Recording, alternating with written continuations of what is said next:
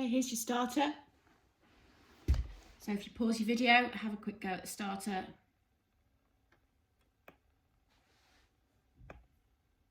Here's your answers. So question 3, there are 3 marks for it. Mark for each of the curves and a mark to show where it meets and the one solution. Okay, so have a quick look, and you're going to need your calculator. So generating sequences, you've met some sequences at GCSE, and the first thing I want to talk about is how things follow on from each other. So we have the first term, second term, third term. We know the fourth term follows the third term, the fifth term follows the fourth term. More generally, we will say that the n+1th term follows the nth term. And I'm going to keep that in mind. So one way to generate a sequence is to use what we used to call a term-to-term rule.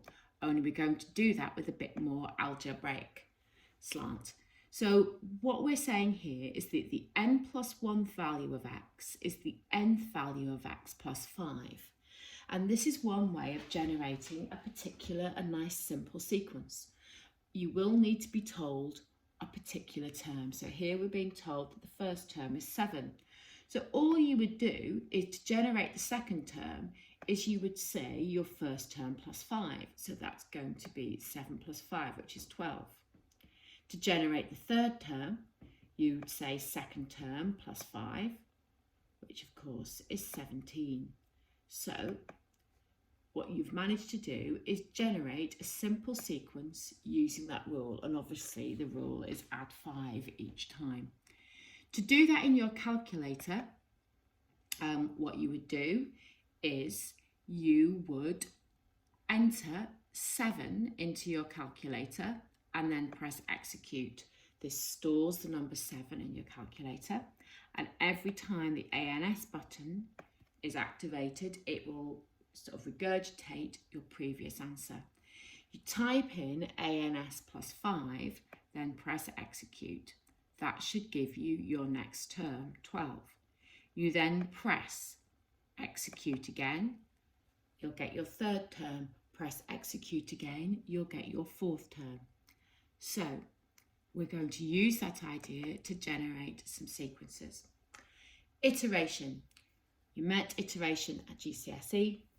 Iteration means a repetitive process. So what we're going to do is you're just going to do something repetitively again and again and again. So at A level, because we have 2 types of iteration, this will be referred to as fixed point iteration, but is essentially very similar to what you did at GCSE. And what we do is we use iteration to find a solution to an equation we don't know how to solve exactly. We need a starting point. Sometimes we'll be told this, you definitely were at GCSE. Sometimes you'll have to work it out using some of the skills that you were using in yesterday's lesson. So, a few points about iteration. Firstly, really important. Yesterday we had to rearrange it to use the sign change rule so that your function equaled 0. This is different. You have to rearrange the equation that you're wanting to solve so that x equals some sort of function of x. So we won't be rearranging them today, we'll be doing that tomorrow, but if you think back to your starter, it was what you did in questions 1 and 2 of the starters today. This is in the correct form. X equals a more complicated function of x, or something like this. X equals a more complicated function of x. So that's your first thing. Number 2, you call the first value of x, x1. We talk about each x value as an iterate. So x1 is the first iterate. You then get your x is a function of x, and the x is replaced with the n+1 and x, and the x here is replaced with the nth value of x. Now that sounds a bit complicated, but it's more simple. I mean, it's more simple to see in a sequence. So you can see if we went back here, that's what's happened here. You've got the nth plus 1 value of x and the nth value of x. So that's essentially how we're going to generate this sequence. Okay, this generates the next x value or the next iterate. You will be told how many to generate or what level of accuracy you need. I'll explain more about that later. That's going to be decimal places, significant figures. And again, if there's trigonometry, we will assume we're working in radians. So example 1. So we've got an equation, x equals the natural log of x plus 3. Now that is in the format that you want. X is a function of x. So root is between 4 and 5. Use fixed point iteration with a starting value of 4.5 to find the first 5 approximations to the solution. So it wants x1, x2, x3, x4 and x5. If you're unsure as to whether that actually means the next 5, so taking it down to x6, always go that a little bit further. You won't be penalised, right? But you will if you don't do enough. You're going to give each of those values correct to 5 significant figures. So first thing you're going to do, so I've written down what's going to go in your calculator and what is actually happening.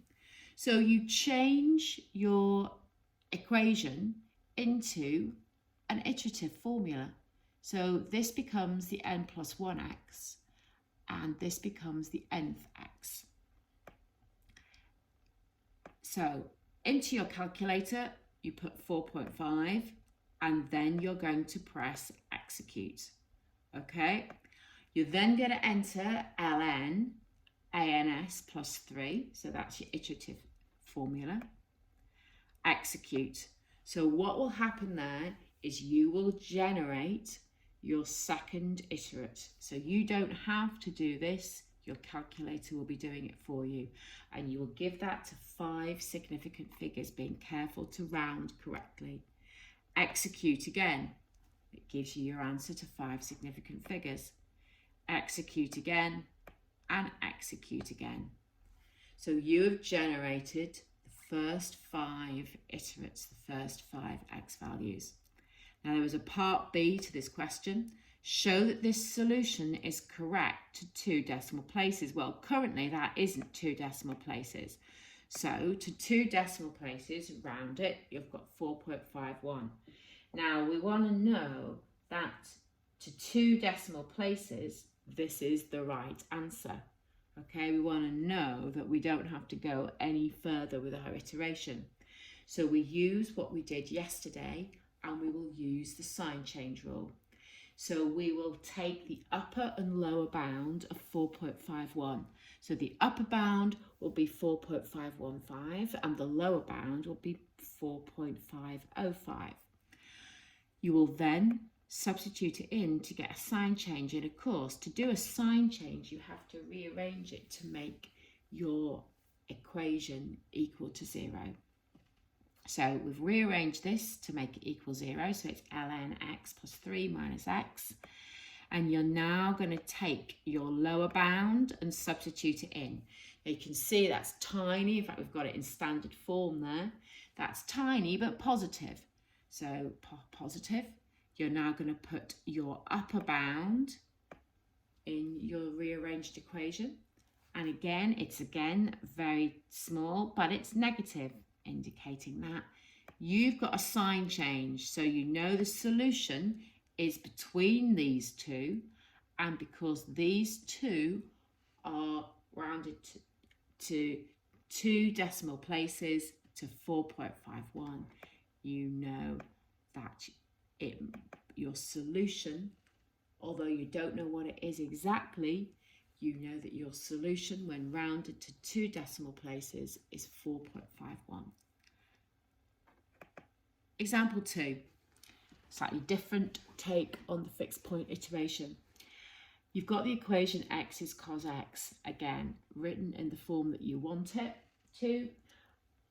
It has a root between 0 and 1. So they've even sorted out the iterative sequence for you, iterative formula for you, and they've given you your first iterate. Now, you will assume you are working in radians. It wants the root correct to 3 decimal places. So it hasn't told you how many iterations it wants you to do, and it certainly hasn't asked you to write down each individual iterate. What this wants you to do is to keep pressing your calculator until you start to repeat your answer at 3 decimal places. I'll show you what I mean by that. So get your calculator set up, 0.5, and then execute. So store your 0.5 in. You must make sure you're in radians. And you're then going to set up your formula. So the cos of ANS, that gets entered into your calculator. Press execute. So that's my second iterate. Now, it hasn't asked you to write that down. I've just written it down so you can see. Press execute again. That's the third one. Execute, execute, execute. Now, I'm starting to see that it's all over the place. And I certainly don't want to be writing down all these. So what I'm going to do is I'm just going to do a lot of pressing the execute button. So just press, press, press, press, press, press, press until you start noticing the same answer at 3 decimal places coming up. And it's 0.739. So to 3 decimal places, the solution to that equation is 0.739. Okay, your turn. Here are the questions. So they are taken from your textbook. So it's from the Numerical Solutions chapter, which I believe is chapter 14. And these are from exercise 14D. 14D. So you've got question 1, question 2, question 4 and 5, and then a bit of an extension on the end with question 9. And then here are your answers. See you tomorrow.